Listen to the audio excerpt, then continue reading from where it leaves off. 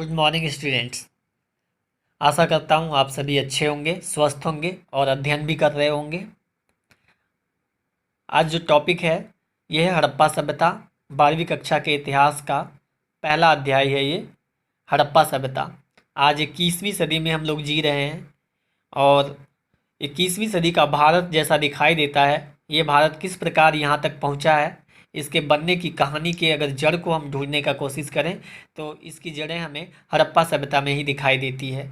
आज भी बहुत सारी ऐसी मान्यताएं प्रचलित हैं जो कि हड़प्पा सभ्यता से ही प्रारंभ हो चुकी थी। तो आज टॉपिक शुरू करते हैं, ब्रिक्स, बीट्स एंड बोन्स। इसको देखने के साथ साथ आप अपने चैप्टर को भी अच्छे से रीड करें। हमने यहाँ सिर्फ और सिर्फ आपके लिए पॉइंट्स निकाले हैं जो इम्पोर्टेंट होगा आपके ऑब्जेक्टिव टाइप एग्ज़ाम के लिए। साथ ही साथ समझने के व्यू से भी यह आपके लिए काफ़ी उपयोगी साबित होगा। आइए देखते हैं। सबसे पहले खोजा गया स्थान था हड़प्पा। 1921 ईस्वी में दयाराम साहनी के द्वारा ये स्थान खोजा गया था। सेकेंड जो डिस्कवर्ड साइट था वो था मोहनजोदारो 1922 बाय राखाल दास बैनर्जी। सिंधु घाटी सभ्यता की जो सबसे विशिष्ट पुरावस्तु है वो है मुहर। मुहर सेलखड़ी पत्थर से बनी हुई होती थी। ज़्यादातर मुहरें सेलखड़ी पत्थर से ही बनी हुई होती थी क्योंकि इस पत्थर को मनचाहा आकार देना ज़्यादा आसान था, इसलिए ज़्यादातर सील्स जो थे वो सेलखड़ी स्टोन से ही बनी होती थी। नेक्स्ट है हड़प्पा सभ्यता का काल यानी टाइम पीरियड। टाइम पीरियड कब से कब तक माना जाता है? वो है 2600 ईसा पूर्व से 1900 ईसा पूर्व। ईसा पूर्व ये ईस्वी जो 21वीं सदी में हम लोग आज जी रहे हैं, 2020 है, अभी चल रहा है 2020। अगर इसको आप समझें तो 2020 यानी 2020 प्लस 2600 यानी 5600 ईस्वी पुराना यह सभ्यता है। लेकिन आपको ये भी बता दूं कि हाल ही में एक अनुसंधान हुआ कानपुर आईआईटी के द्वारा, उसके माध्यम से ये पता चलता है कि ये सभ्यता और भी पुरानी है। 5000 साल और पीछे ये सभ्यता, इस सभ्यता का आधार दिखाई देता है। यद्यपि इस मान्यता को अभी इतिहासकारों के द्वारा मान्यता नहीं दी गई है, परंतु अनुसंधान ऐसा कहता है। तो यह भारत ही नहीं, दुनिया के प्राचीनतम सभ्यताओं में से एक सभ्यता है हड़प्पा सभ्यता। अगला पॉइंट है संस्कृति। संस्कृति शब्द का क्या मतलब है? तो संस्कृति इस शब्द का प्रयोग पुरावस्तुओं के ऐसे समूह के लिए किया जाता है जो एक विशिष्ट शैली के होते हैं और सामान्यतया एक साथ एक विशेष भौगोलिक क्षेत्र तथा कालखंड से संबद्ध पाए जाते हैं। और हड़प्पा सभ्यता के संदर्भ में इन विशिष्ट पुरावस्तुओं में मोहरें, मनके, पत्थर के फलक और पकी हुई ईंटें शामिल हैं। अगला पॉइंट हमने बनाया है कि आरंभिक हड़प्पा। इसमें 3 शब्द हैं, आरंभिक हड़प्पा, विकसित हड़प्पा और परवर्ती Harappa. Early Harappan, mature Harappan and later Harappan. ये आरंभिक हड़प्पा किसको कहा जाता है? तो 2600 ईसा पूर्व से पहले का जो समय था उस समय को आरंभिक हड़प्पा कहा जाता है। Early Harappan before the time period of 2600 BC। विकसित या matured Harappan the time period between 2600 BC to 1900 BC is called mature Harappan. ये जो विकसित हड़प्पा का काल था इसी को हमें मुख्य रूप से पढ़ना है। और अंत में है परवर्ती हड़प्पा। परवर्ती हड़प्पा 1900 ईसा पूर्व के बाद के काल को परवर्ती हड़प्पा कहा जाता है। अगला टॉपिक है आरंभिक हड़प्पा सभ्यता की विशिष्टताएं।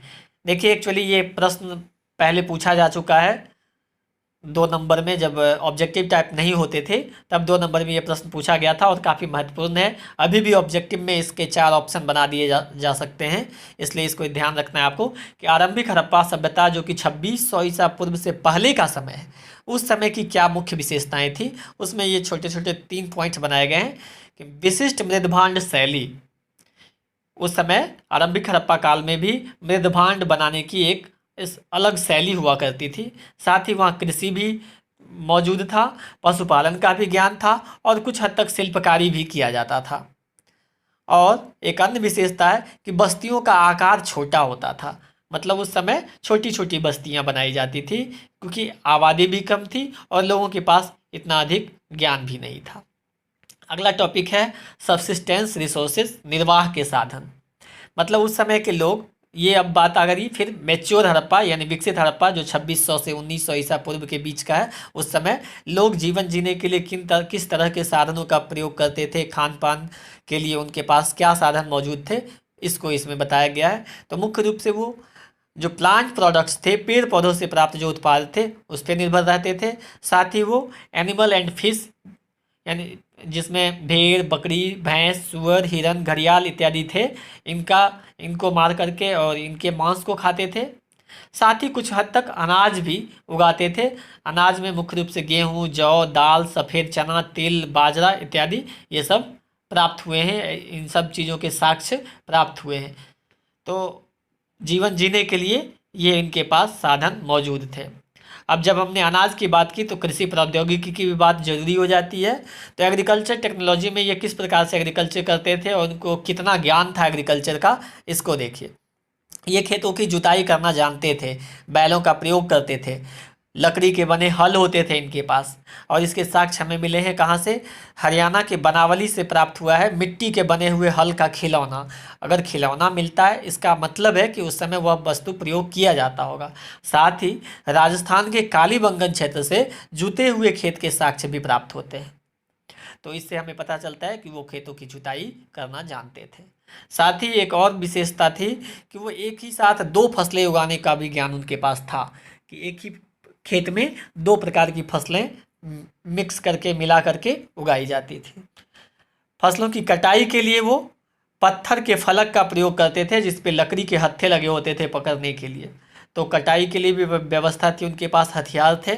साथ ही इरिगेशन सिस्टम भी उनका अच्छा था और सिंचाई के लिए भी व्यवस्था थी। इसका साक्ष्य मिलता है हमें अफगानिस्तान के सोरतुघई, क्षमा कीजिएगा ये गलत मिसप्रिंट हो गया है, सोरतुघई से। अफगानिस्तान का एक स्थान है सोरतुघई, आप अपने बुक में देखिएगा।